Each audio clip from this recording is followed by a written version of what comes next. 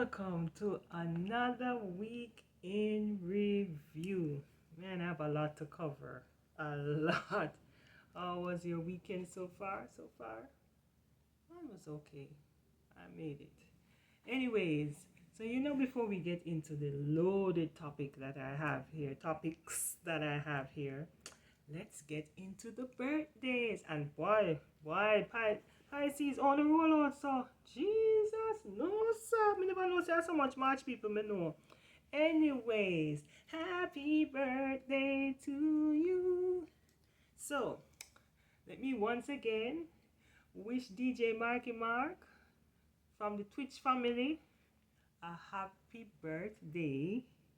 And I want to also wish Diamond Stone Love, another Twitch family, happy birthday.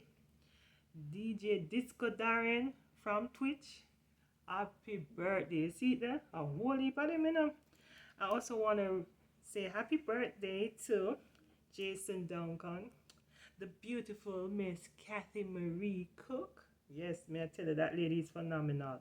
Bobby Treasure, my dear nephew Edward, my baby nephew. When I say my baby nephew, he's like 6'5". Yeah. My brother-in-law Ferran, big up yourself. Big up yourself on the earth strong. Enough blessings to you. Happy birthday. Arlene Scott Dixon, good as Arlene Dico. Yes, happy birthday to you. Sonia Sharon, and my good friend from back in the days, Florence Grant. Yes, so did I say Sonia Sharon Jones? Yes, Sonia Sharon also. Lovely Sonia Sharon. Happy birthday. Happy birthday to everybody. If I miss anybody, just have a wonderful birthday. And you know the rules. Celebrate it for the rest of the month. And if you have an anniversary, happy anniversary to you also. So let's get into, let me have a whole heap. So let me go into the updates first. So, you know that little demon, the Matthew Hyde guy that did that burnt his girlfriend up at on the UA campus. He went to court, and he's been remanded until the 17th. He's going to go back to court on the 17th of March. So yeah, that's him. The little girl, that tragedy that happened in January, where that little girl was, I can't say the R word per year, but we know what I mean. And the M word, murdered. I think we can't say murdered, just can't say the R word, the 4-letter R word. That starts with R and end with E. Yes, he was being charged on Thursday for both stuff. And she was laid to rest on Saturday, and the mom, she's calling for the death penalty for the quote and for the ex-boyfriend. She said she don't want nobody refer to him as stepfather. Lady, are you bring him in the house by your kid? So he was living there, so I guess he was playing stepfather role for the time being. So if people say stepfather, I mean, see what you're gonna get upset for, because you brought this monster in, as I said a couple of weeks ago. You are partly to be blamed. You brought this monster into your environment and make him take the life of your beautiful child. You understand? So you can't get away either. You understand? But you know it go. Anyway, R.I.P. little girl. R.I.P. little girl. SSL. So let's see where the finance minister say them get this company. I've never heard of these people before. Them name Kroll. They're in forensic auditors, and they will be conducting an forensic audit on the accounts of SSL, because them say seeing that thief in a guan for over 13 years. They need these people. They say they're from the UK. I have never heard of them. Me not hear him fire gun about the FBI thing. Me not know if them put FBI on hold, But make we wait and see what happen. Me just want to see people go to jail and people get back some money. That's all me need, the closure. You understand? Yes. Moving on with the cannabis story when we did, where I was so upset about last week. Um, the farmers, they're asking for. Let me pull up my information here. What's going on here? Every week is the same thing. What's wrong with me? Get it together, Narian. Yes. So the local cannabis growers call on the government to impose immediate temporary ban on importation of cannabis products, which is right. But the Albin Hillman himself, um, the cannabis that was imported from Canada is from a Jamaican owned business from in Canada, and the amount that they said that was in the news that was put out in the news, that was not the amount. It was way less than that. It was like 40 something pounds, and it's for research purposes because they're trying to do some research on some strains that we don't have in Jamaica named what? And the elephantizer. So there was no such thing as 140 kilograms, which is 300 and odd pounds. He said it was only 40 something pounds. So him say, me no know who I tell lie and who I tell the truth these days. You understand? So we have to go watch that one day and see how it go. So him claim say it's for research purpose. No whole heap of cannabis never come. So them say, alright. We'll be watching. We'll be watching. Yes, and them he also, so from that now them come out with big news say, what am I looking at? Yes. Them come out with big news and say that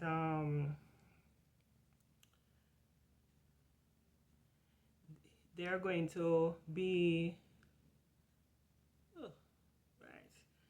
They're gonna 16 they have 16 communities and approximately 128 small traditional cannabis farmers will be targeted for support over the next 3 to 4 years under the Alternative Development Program 2.0. The program aims to eliminate illicit cultivation of cannabis by transitioning farmers into the legally regulated industry.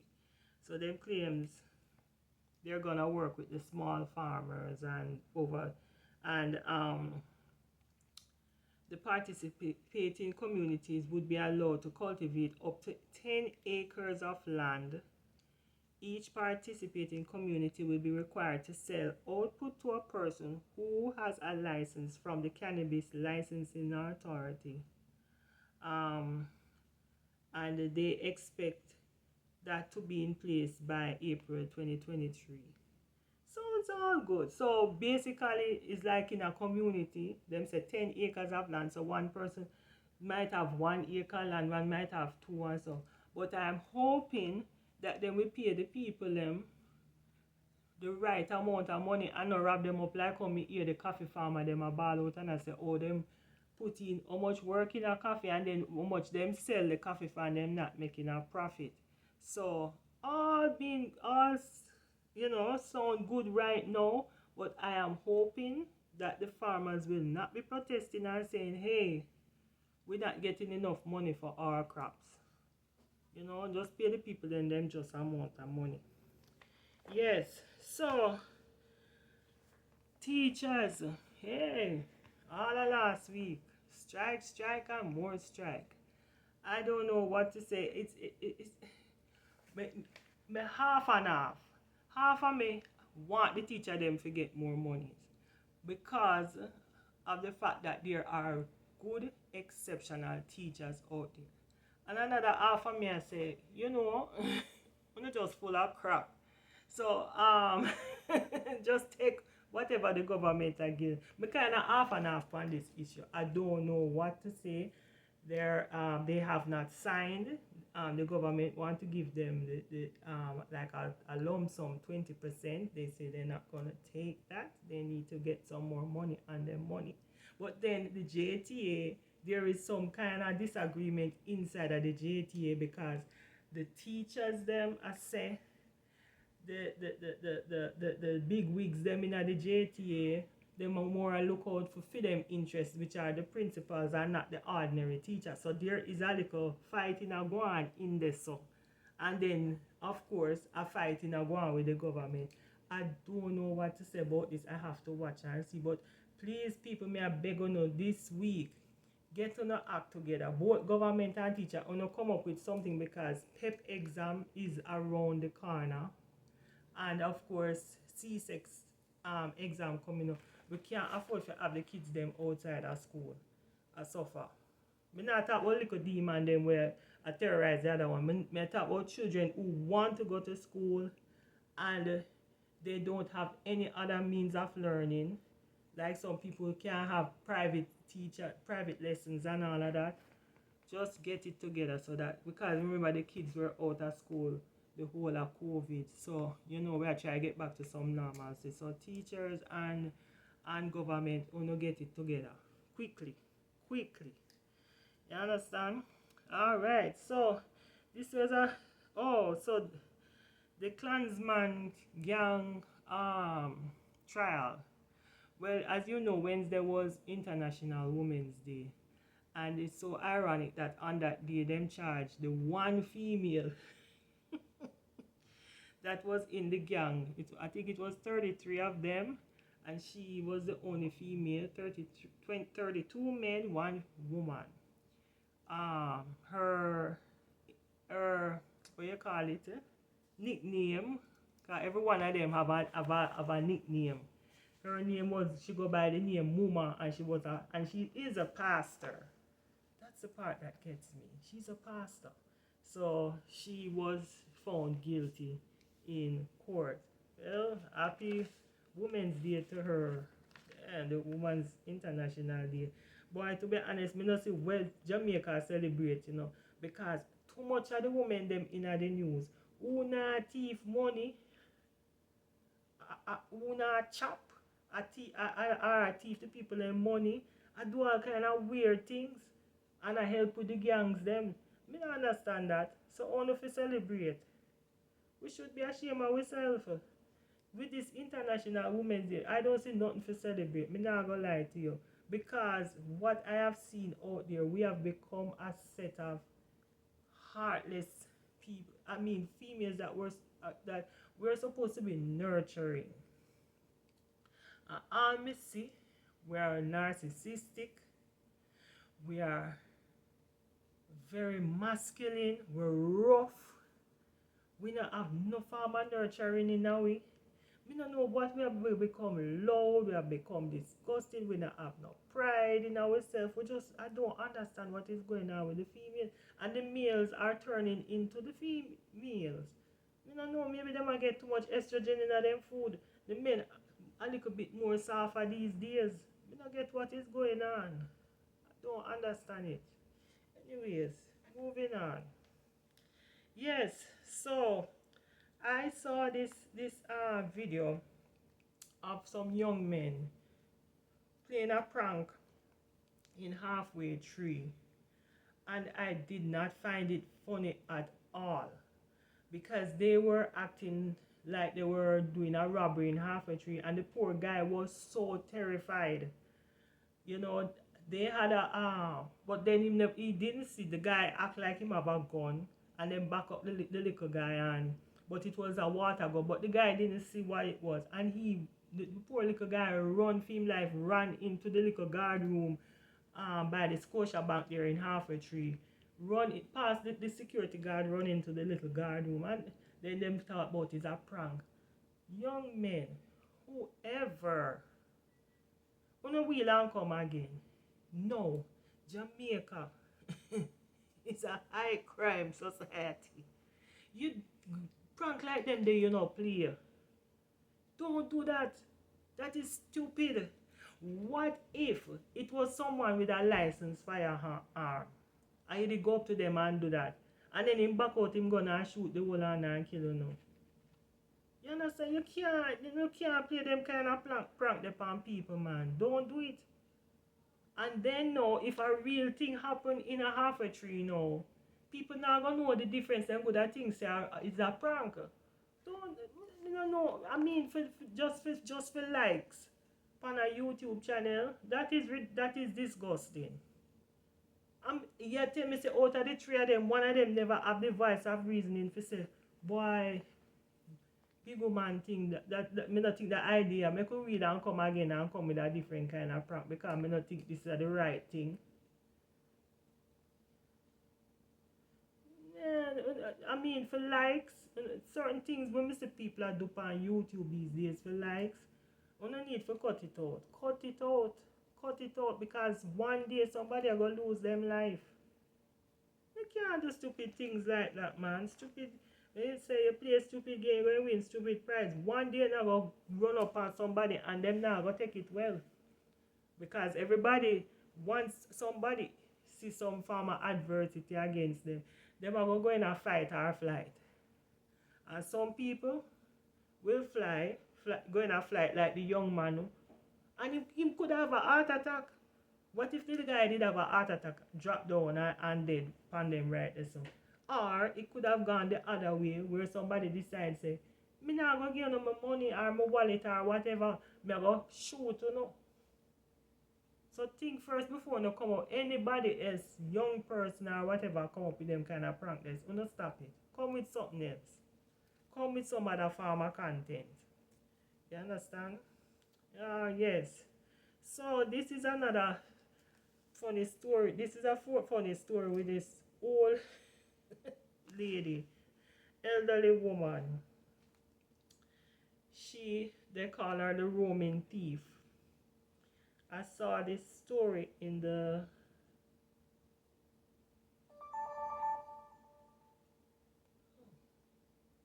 Observer, where the judge said to the lady, "You are a roaming thief." Woman with 22 previous conviction. A parish judge could not hide her shock when she learned that an elderly woman accused of stealing 25,000 from the pocket of a woman downtown Kingston had 22 previous convictions across the country.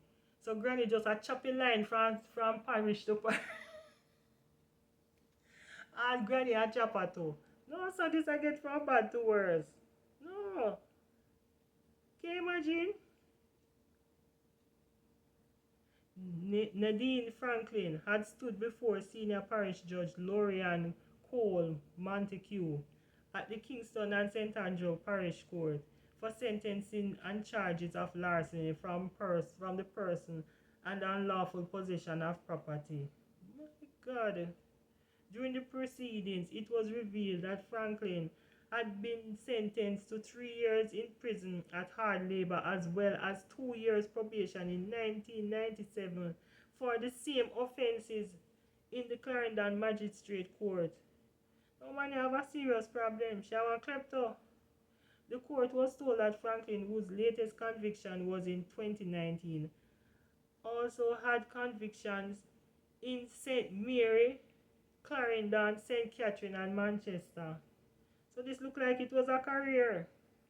You're a roaming thief, persons might say. Persons might say. I know it sounds very bad when I say thief. That's the judge speaking. That would stigmatize you, so to speak. But because of the charges that are here, larceny from the person, the average man on the road don't say this person is for simple larceny. The average person on the road will say thief. So that is what it sounds like on paper. Franklin was subsequently sentenced to 2.5 years in prison at hard labor for larceny charge and 1 month in prison for unlawful possession of property charge. Seriously, Granny, you need to calm your little self. Me no know. Me not even know if you do it. Put one of them like electric something for you so that as you get an idea if you just put your hand in a somebody bag and thief them money, it just shock you. Cause me not understand you now. Seriously, Granny, get it together. Get it together. Yes. So there is another story. This is so man talking about having a bad day. Or wait, I say no. If Salt was a person, this taxi man, hear this, a taxi driver who has amassed 74 traffic tickets was nabbed after he ran a red light at an intersection of Beechwood Avenue and Linders Road in the corporate area, narrowly avoiding a collision with a vehicle transporting Deputy Commissioner of Police Fitzbailey. If Salt was a person, I him that. Can you imagine? So you have 74 tickets, and before you keep your ass quiet, you have drive fast and I run through red light and bops, radam, right in the man vehicle. Well, no escape for you now. No escape for you. And I thought with this traffic thing, we think the people them would have calmed down. Eh? With the traffic thing. Can you imagine you have 74 tickets and still I drive up and down on the road? Damn. Well, I hope them take a film license for life. Yep. Yes, my dears.